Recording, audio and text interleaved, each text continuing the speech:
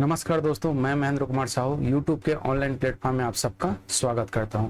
आज हम देखेंगे साप्ताहिक समसमय की, जो राष्ट्रीय अंतर्राष्ट्रीय स्तर के होंगे और ये सभी प्रतियोगिता परीक्षा जैसे NTPC railway, SSC, banking, CG police, आरक्षक, सीजी व्यापम, सीजीपीएससी इत्यादि एग्जामों के लिए उपयोगी होगा। तो चलिए दोस्तों, हम लोग आगे बढ़ते हैं। आगे बढ़ने से पहले बता दूं दोस्तों, मैं यहाँ पे जो हमारा समसमय की होगा वो एमसीक्यू और डिस्क्रिप्टिव दोनों पैटर्न पे होगा। चलिए क्वेश्चन नंबर 1 देखते हैं। क्वेश्चन नंबर 1 देखने से पहले दोस्तों, यदि आप चैनल पे नए हैं तो चैनल को सब्सक्राइब करके लाइक करके वीडियो को अधिक से अधिक शेयर कीजिए। चलिए आगे बढ़ते हैं। क्वेश्चन नंबर 1 तो यहाँ पे पूछा गया है, हाल ही में केंद्रीय कैबिनेट मंत्रिमंडल ने कितने भाषा को शास्त्रीय भाषा के रूप में मंजूरी दी गई है। तो सबसे पहले समझते हैं दोस्तों, आपका शास्त्रीय भाषा क्या होता है। तो शास्त्रीय भाषा का मापदंड के बारे में हम बात करेंगे तो कितना आपका 1500 से 2000 वर्ष है ना, 1500 से 2000 वर्ष से अधिक प्राचीनतम ग्रंथों का संग्रह हो और उस ग्रंथों का मतलब विकसित विकास हुआ हो, तो ऐसे स्थिति में मतलब जिस भाषा में हुआ है उस भाषा को हम क्या करेंगे, शास्त्रीय भाषा के रूप में दर्जा प्रदान करते हैं। तो सबसे पहले हम देखेंगे तो शास्त्रीय भाषा का दर्जा प्रदान किसको किया गया है, तमिल को किया गया है 2004 में। उसके बाद 2005 में हम बात करेंगे तो यहाँ पे कौन कौन सा है, संस्कृत, तेलुगु, कन्नड़, मलयालम, उड़ीसा है ना, उड़िया। तो ये टोटल वर्तमान में हम देखेंगे तो 6 शास्त्रीय भाषा है। और इसमें हम देखेंगे आगे, अभी वर्तमान में इसमें साहित्य अकादमी के तहत भाषाई विशेषज्ञों का एक समिति गठन किया गया था और इस समिति के सिफारिश पर 2024 में केंद्र सरकार ने आपका 5 भाषा, कौन कौन सा, मराठी, पाली, असमिया, प्राकृत, बंगाली, इसको शास्त्रीय भाषा के रूप में मंजूरी दी है। चलिए आगे बढ़ते हैं हम यहाँ पे। तो यहाँ पे कैबिनेट ने कितने मतलब कैबिनेट मंत्रिमंडल ने कितने भाषा को शास्त्रीय भाषा की मंजूरी दी है। तो कैबिनेट ने अभी 2024 में कितने 5 भाषा को मंजूरी दी है। चलिए नेक्स्ट क्वेश्चन की ओर बढ़ते हैं दोस्तों। निम्न में से प्रथम शास्त्रीय भाषा के रूप में किसे मंजूरी दी है। तो अभी देखे थे दोस्तों आपने किसको, आपको तमिल को, है ना, तमिल को प्रथम शास्त्रीय भाषा के रूप में दर्जा प्रदान किया गया है। चलिए नेक्स्ट क्वेश्चन की ओर आगे बढ़ते हैं दोस्तों। नेक्स्ट क्वेश्चन देखेंगे, 2 अक्टूबर को महात्मा गांधी की जयंती, है ना, यहाँ पे छूट गया, जयंती के साथ किस प्रधानमंत्री की जयंती मनाई जाती है। तो ये पूछना चाह रहे हैं यहाँ पे कि 2 अक्टूबर को क्या है, महात्मा गांधी की जयंती है, तो उसके साथ साथ और कौन है जो प्रधानमंत्री है या स्वतंत्रता सेनानी है जिसकी जयंती मनाई जाती है। तो इसमें हम देखेंगे कौन है, आपका लाल बहादुर शास्त्री। तो चलिए थोड़ा सा हम जान लेते हैं लाल बहादुर शास्त्री के बारे में। तो लाल बहादुर शास्त्री का भी 2 अक्टूबर 2024 में 120वां जयंती के रूप में बनाया गया था और इनका समाधि स्थल कहाँ पे है, आपका दिल्ली में है। दिल्ली स्थल में विजय घाट के नाम से जाना जाता है। देश के दूसरे प्रधानमंत्री थे, पहले प्रधानमंत्री कौन थे, आपका पंडित जवाहरलाल नेहरू दूसरे प्रधानमंत्री हैं और 11 जनवरी 1966 को उज्बेकिस्तान के ताशकंद में अंतिम सांसें ली थी। इसके बारे में विस्तृत अध्ययन के लिए दोस्तों मैं पीडीएफ सेंड कर दूंगा।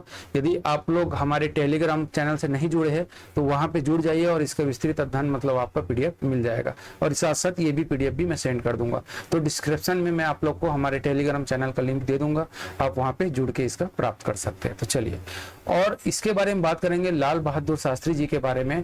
तो इनको मरणोपरांत भारत रत्न सम्मान से सम्मानित करने वाले प्रथम व्यक्ति थे। तो हम बात करेंगे भारत रत्न क्या है, तो भारत का सर्वोच्च नागरिक सम्मान है। भारत में 4 नागरिक सम्मान होते हैं। जैसे पहला नागरिक सम्मान बात करेंगे तो भारत रत्न, दूसरा पद्म विभूषण, तीसरा पद्म भूषण और चौथा है पद्मश्री। तो यहीं पे हम बात करेंगे महात्मा गांधी जी के बारे में। तो इसका कितना 2024 में 155वां जयंती मनाई गई और इनका आपका समाधि स्थल कहाँ पे है, राव घाट स्थित है ना, दिल्ली, नई दिल्ली में आपके दिल्ली में स्थित है। 2 अक्टूबर को दुनिया भर में क्या अंतरराष्ट्रीय अहिंसा दिवस के रूप में मनाया जाता है और जबकि भारत में इसको किस रूप में मनाया जाता है, आपका महात्मा गांधी की जयंती के रूप में मनाया जाता है। तो चलिए नेक्स्ट क्वेश्चन की ओर बढ़ते हैं दोस्तों। Next question number 4।